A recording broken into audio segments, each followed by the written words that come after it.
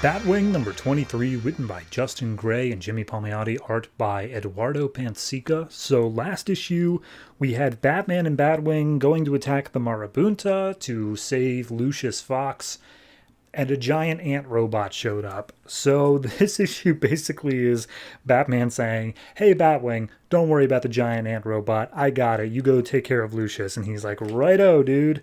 So he manages to escape from the fight as Batman is fighting the robot. He works through a whole bunch of ant soldiers, showing off a little bit of his invisibility tech. And we see Lucius is having his brain probed by weird insect guy. I don't know. He's like, oh yes, all this stuff inside your head, these security protocols. You've built all of Batman's tech. Great. So we see Batwing bust into the room. He sees his dad and he's like, okay, I see a bunch of tubes coming out of my dad's head and they're all feeding up into this weird thing in the ceiling. So he throws a batarang, cuts the tubes, and that causes the weird insect guy to get a feedback or something. He gets electrified. He falls down. So Luke goes over and frees his dad. And he's like, oh, Mr. Fox, are you cool? Are you good? And he's like, yeah, no, I'm fine. And he explains what happened. He's like, yeah, no, there's that thing up there. It was like draining my thoughts. I don't know. It's a bit weird. By the way, that's the Batwing suit. You're not David Zavimbe. And he's like, no, I'm not. I'm a new guy. He's like, okay, well, I designed that suit. Who made the modifications? He's like, anyway, maybe we should get you out of here. So he grabs not only his dad, but also the insect guy because he set fire to the room to destroy that weird bug thing up in the roof. And we see Batman's finished taking down the robot, and he's like, all right, get him to the extraction point, let's go. So they make their way out. Lucius says he needs to get back to his family, and Batman's like, no, we're going to take you to a doctor first because you were just kind of brain probed. We want to make sure you're cool, but then promise back to your family. So Fox home later, we see Luke running up and arriving, and he's like, wait a minute, there's a bunch of cops here. We already dealt with the cops. Like that, when the Marabunta attack, we dealt with the cops. Why are there cops here again? And as he walks up, his entire family just starts scowling at him. He's like, what? What does this have to do with me? So everyone apparently comes up and tells him that he was supposed to be watching the house while everyone else was out. And because he wasn't, their house got looted. So yeah, their house was more or less destroyed, and then it was looted, and everyone's pissed off that their stuff's gone, and they have to report it all to the cops. And Lucius is like, all right, look, we got to report this stuff, and since this isn't technically your home, could you just, like, leave? And he's like, yeah, no, I get it. All right. And he's upset because he just spent all that time saving his father, but he can't tell anybody and whatnot. So then we cut to India.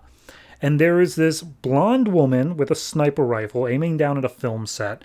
And she's talking on her little phone to someone named Charlie who wants to hire her for a gig. We don't have a name for this character in this issue, but according to the cover, it's Lady Vic. So I'm just going to say Lady Vic.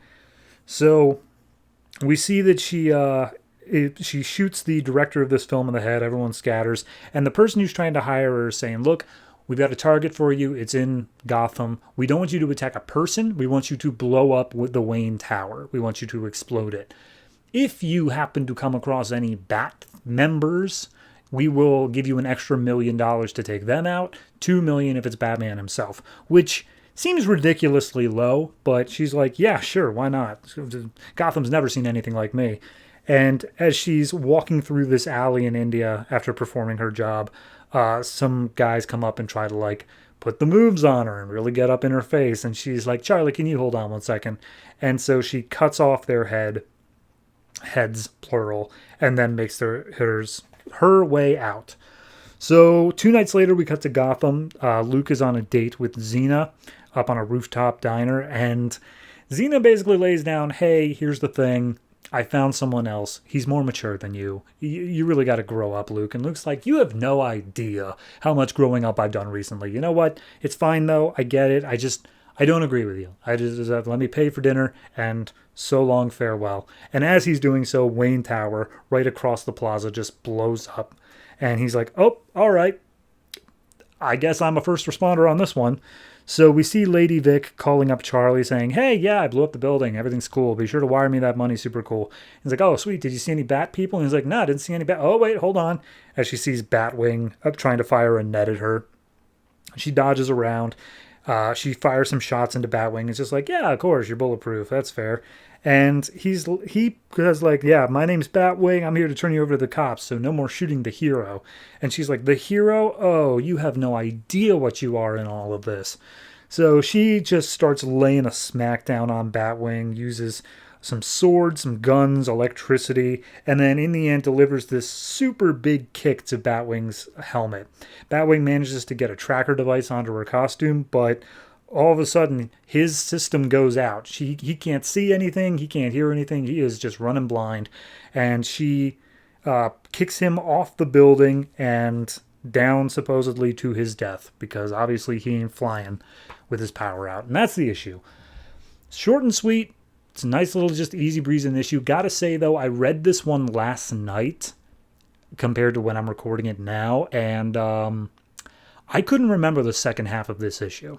Like, I remembered, oh yeah, fighting the Marabunta robot and saving Lucius Fox from the insect thing, but like the whole sniper attack thing, gone out of my brain entirely, which I think is an indication of it didn't really flow that well. It didn't have this sort of natural turn to it where it makes sense that we're still dealing with this.